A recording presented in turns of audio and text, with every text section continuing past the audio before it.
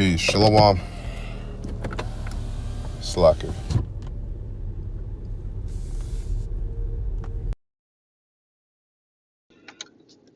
Slack. Shalom. First and foremost, I must start off this lesson by giving all praises and honor and glory to Yahweh, Bahashem, Yahweh Shai, Hakadash. Double honors to the apostles, elders, and bishops of great millstone who rule well and have taught me this word in truth and sincerity. Peace and mercy to the hopeful elect. Start out with the 144,000 and the rest of the 1/3. All right. So it's your brother Amath from GMS Toronto once again, coming at you with another lesson. Lord willing, this lesson is straightforward and edifying. Okay. So I'm going to title this lesson, The History of Feminism in America. Now, feminism goes further back than just America. Feminism goes all the way back into Eve and the serpent, okay? When you really go into it, okay? But that's another lesson for another time. So feminism has always been there in the Bible, all right? Feminism is in the Bible, throughout the Bible, in terms of women usurping authority over a man and all that kind of stuff. And I'm going to get precepts too to back up my statement. But before I get those precepts concerning the topic, the history of feminism in America. Now, it all goes back to this woman. From what I've researched, this woman, as it says, her name is Elizabeth Cady Stanton. Okay, an American writer and activist.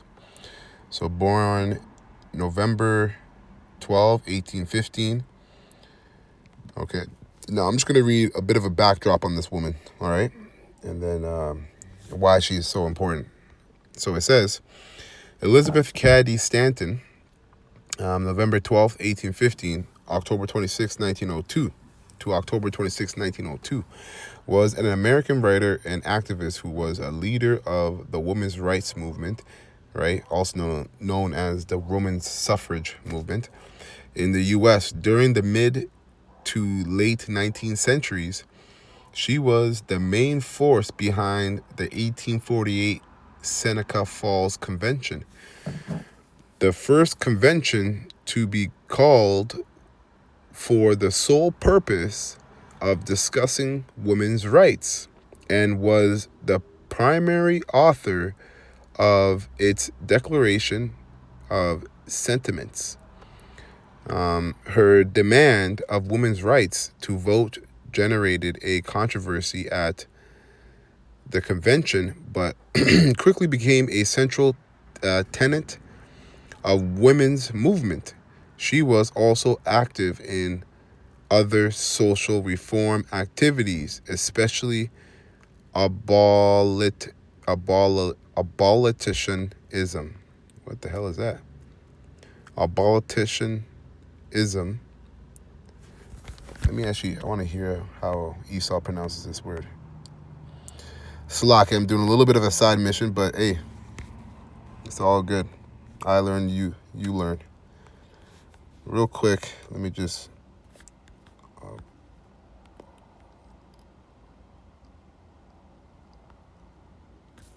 Okay. How do they pronounce this? Abolitionism. Abolitionism. Oh, okay. So in the United States, abolitionism, the movement that sought to end slavery in the country, was active for the colonial area. Okay, so they make her sound like she's some righteous woman for Jake. But we don't care about that. So that's a bit of the backdrop on this woman. So why is this woman so important? As she's a big movement for feminism in America. Now, she also wrote this book called The Woman's Bible. All right. Now, The Woman's Bible, a bit of a backdrop on here. It says The Woman's Bible is a 2-part book published in 1895 to 1898. 1895 and 1898. So that was part 1 and part 2. To challenge the traditional position of religious orthodoxy that women should be subservient to men. By producing the book, Stanton wished to promote a radical, liberating theology, one that stressed self-development. Okay, so now let me look up So I just want to see if they give more information here on the woman's Bible.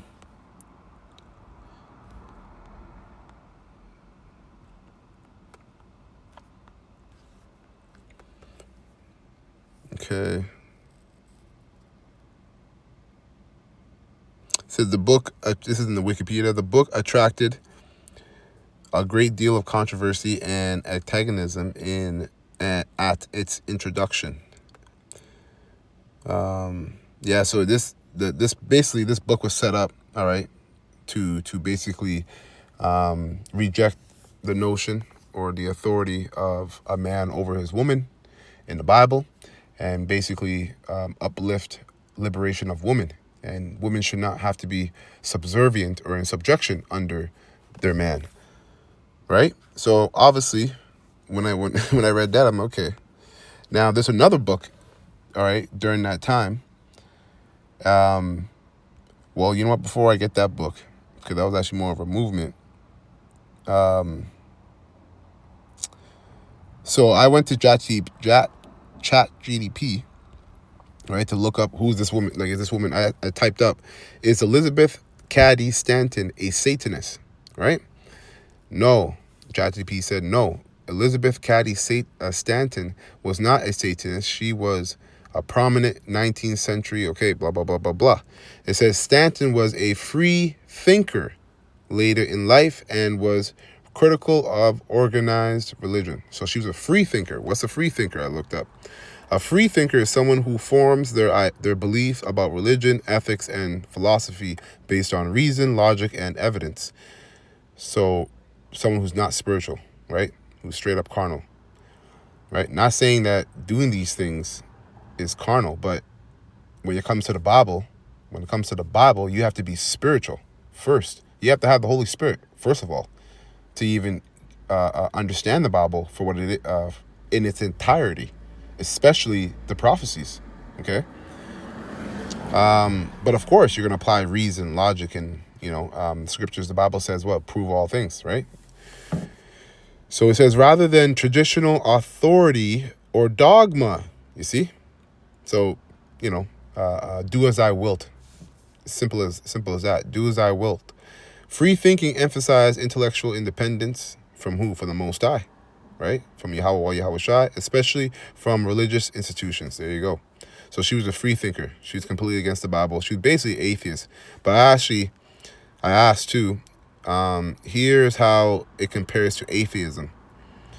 So, so a free thinker may or may not believe in God, values critical thinking and individual judgment, opposes blind acceptance of religion or traditional beliefs. So opposes blind acceptance, which means faith. All right. Often overlaps with secular humanism and agnosticism, okay, or atheism, but not always, okay, whatever. Satanists. It says two main types. I didn't even know this. There's two types of Satanists, all right?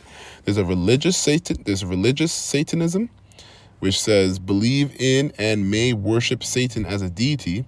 And there's atheistic Satanism, which is what? Do not believe in a literal Satan. Use Satan symbolically. This is what Esau does. He used Satan symbolically, okay?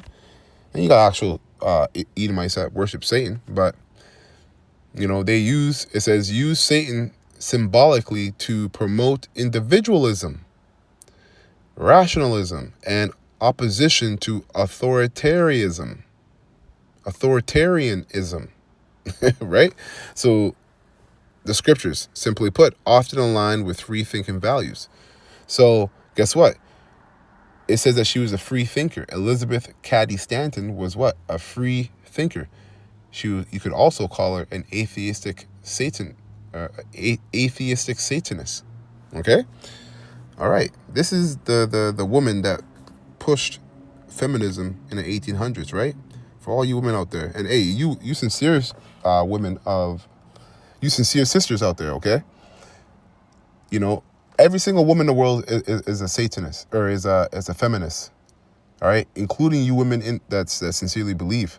But the difference between you and them that sincerely fear Yahweh Yahushai, the difference between you and them is that the Most High has opened up your eyes to be aware of it. And now that you're aware of it, you have to address your own feminist ways in your own household, but in your own habits. Okay? All right? So, anyways, now, with that being said, I went into, and I'm going to get some precepts too. Don't worry. Okay.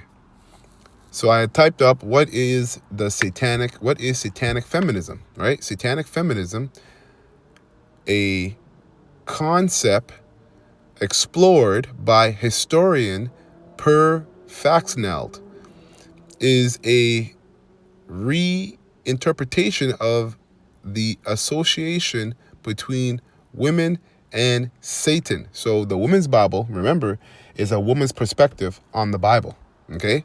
And then you have this satanic feminism, right? Which is really an idea, right? But a book, there's a bunch of books that came out of it, to be honest. Okay, a bunch of satanic feminism books came out of that time period, the 1800s. Anyways, let me continue reading. It says, is a reinterpretation of the association between women and Satan.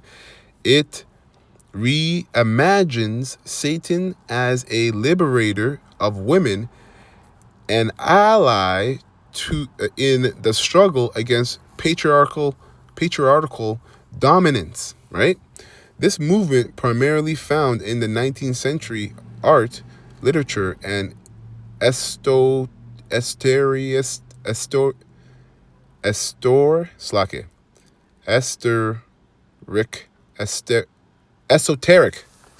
goddamn. Bear with me in my reading. Shit. And esotericism challenges the traditional value of women as inherently evil or associated with the devil. All right.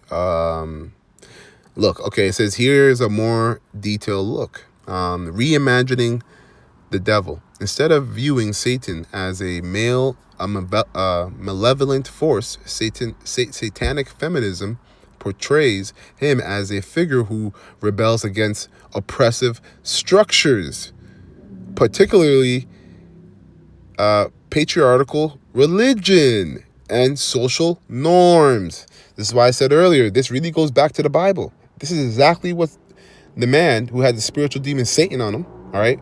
That's why he was called a serpent. It wasn't an actual snake, okay, that came up there and started talking, rolled up and started talking to Eve like, what's up? What you got? Let me show you this. Let me show you that.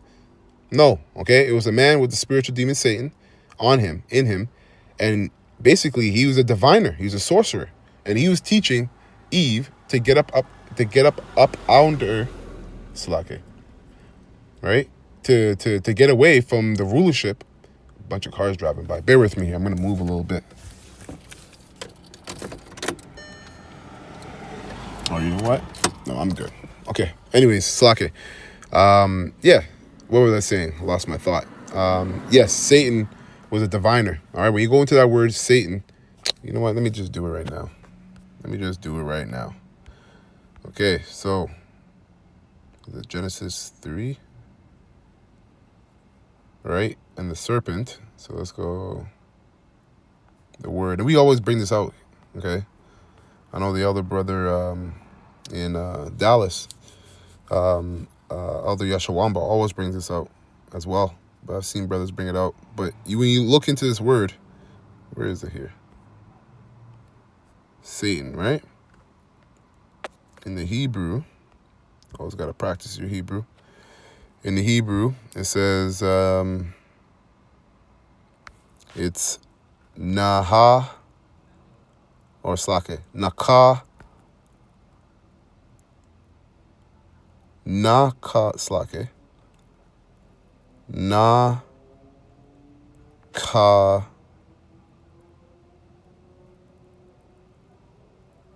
Nakash, Nakash,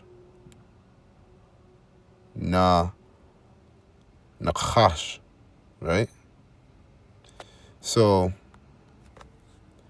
Let's see how Esau says it. Strong's H 5175. Nachash. Nachash. All right. Anyways, so it says, serpent, snake, image of a serpent, fleeing serpent.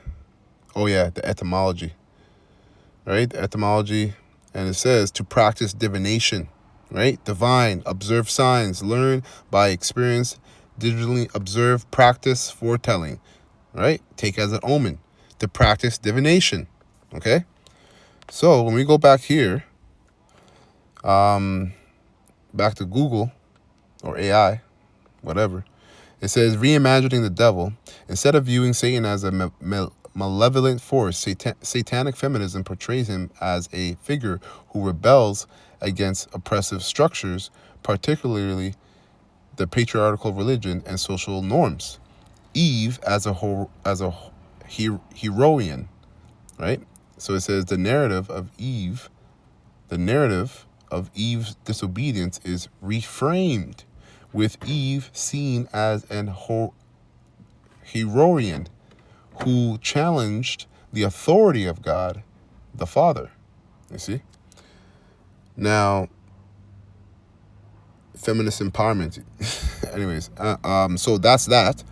So from here, I went and I looked up, is the Women's Bible the same as a Satanic Feminism Bible? I kind of really answered my own question when I went into all the information. But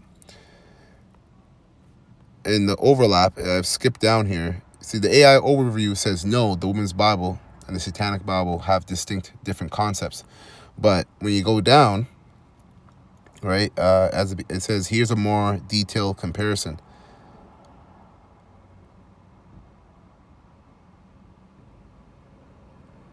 Slacker.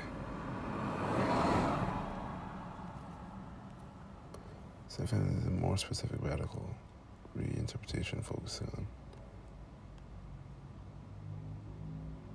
Okay, let me just read it. Anyways, the AI overview says no, the Woman's Bible and the Satanic feminism, right, which is really an idea, more an ideal than a book, all right? But many books came out of this form of thinking, okay? Satanic feminism are distinct concepts, right? Concept, it's a concept. Though they share the same thematic overlap. So they're different concepts, but they share the same theme, simply put. Thematic overlaps. The Woman's Bible, a book edited by Elizabeth Cady Stanton and others, offered a feminist interpretation of the Bible, arguing that it was often used to oppress women. Satanic feminism, a term coined by Peter Faxneld, refers to a counter reading of the Bible where Satan is portrayed as a liberator of women rather than an antagonist in a patriarchal worldview. While both involve challenging traditional interpretations of the Bible and gender roles, Satanic feminism is more of a specific radical interpretation, focusing on Satan as a positive force. Yeah, well, they stand for the same thing, okay? Because she was a free thinker, right? Remember, the author of that book, The Woman's Bible, was a free thinker, which is a atheistic Satanist, all right? It's a bunch of confusion, man. Esau's language is messed, okay? The English language is confusion in itself. One more thing. So I looked up what is Satanic feminism, right? The term Satanic feminism refers to a historical phenomenon, not a single book or text. Okay? It emerged in the 19th century, primarily in Western culture. Also, it was all over the world, but it was primarily in Western culture, where some feminist thinkers and writers associated Lucifer or Satan with female liberation as an alternative to a patriarchal god. This association was explored in various literature works, artworks, and other cultural artifacts. Okay?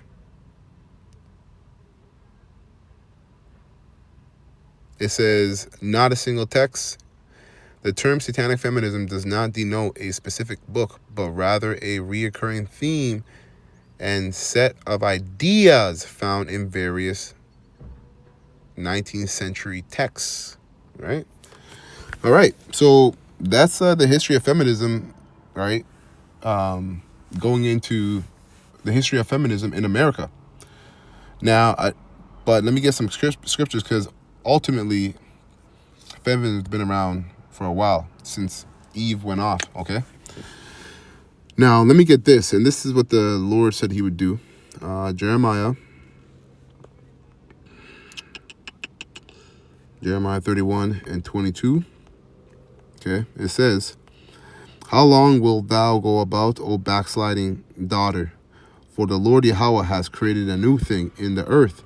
A woman shall compass a man. And when you go into that word compass, it actually means to get around, right? In the Hebrew, it's sabab,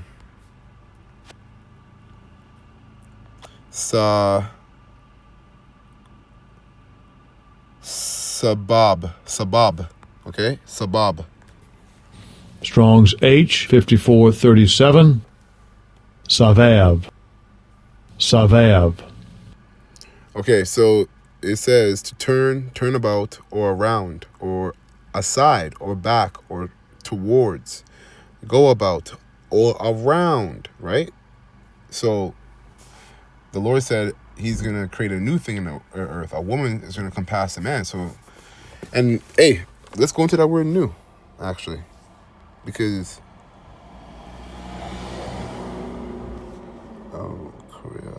Slaki, because it's really not new. It goes back to Eve, okay?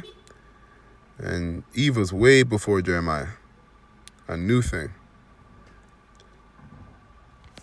Let's see, the word there in the Hebrew is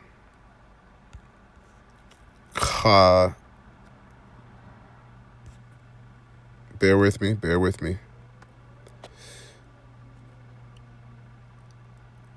So it's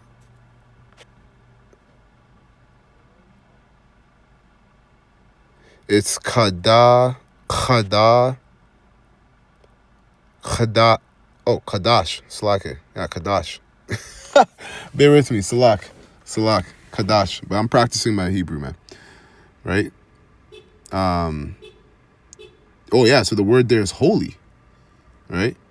But it actually, when you go into the definition, what does it say? It says, right, Kwadash, right? It says new thing, but it says fresh. Right? The etymology, look at the etymology. Right? Which is, the etymology is, no, okay. Yeah, still the same word. But the etymology, right? It says to renew. It says to be new, renew, repair, to renew. So he renewed. Basically, the Lord said, listen, I'm gonna bring back that spirit. It's always been there, but you get what I'm saying, okay? So it's not like a new thing, okay? It says, how long wilt thou go about, O thou backsliding daughter, right? Which, when it's daughter, it's the nation of Israel. When it's daughters, plurals, is the women of Israel, okay? For the Lord Yahweh hath created a new thing in the earth, right? He has refreshed a thing in the earth. A woman shall compass a man, all right? Now, I want to get this piece. I always get this piece about, it's one of my favorite chapters in Jeremiah concerning the women, all right? And how, I'm just going to read it. But it says, Jeremiah 44 and 15, it says, then all the, and this is in the NLT, then all the women present, and all the women and all the men who knew that their wives had burnt incense to idols, a great crowd of all the Judeans living in northern Egypt and southern Egypt. So you had Israelites in Egypt, okay? That's another thing that Jake does, or a lot of you Israelites don't know, and you black Christians definitely don't understand that. And this is why you don't. This is why you all. This is why you don't understand the Gentile thing. Okay? You don't understand that Gentiles can be Israelite foreigners living in other lands like Egypt and everywhere else in the world, and that it can also mean an actual heathen, a natural heathen. All right? Anyhow, it says, answered Jeremiah, we will not listen to your message from the Lord, your messages from the Lord Yahweh. We will do whatever we want. We will burn incense and pour out liquid offering to the Queen of Heaven just as much as we like. This is feminism, you see? And they were worshiping the idols of the heathens, you see? So they were satanic feminists. And they got the men to join in on them, with them. They got the men, their husbands, to join with them to worship women, to worship the Queen of Heaven. And ultimately, you're worshiping Satan. Okay? So it says, we will do whatever we want. We will burn incense and pour out liquid offerings to the Queen of Heaven, just as much as we like, just as we and our ancestors and our kings and officials have always slack it. There's a bunch of people here. Let me just roll up my window.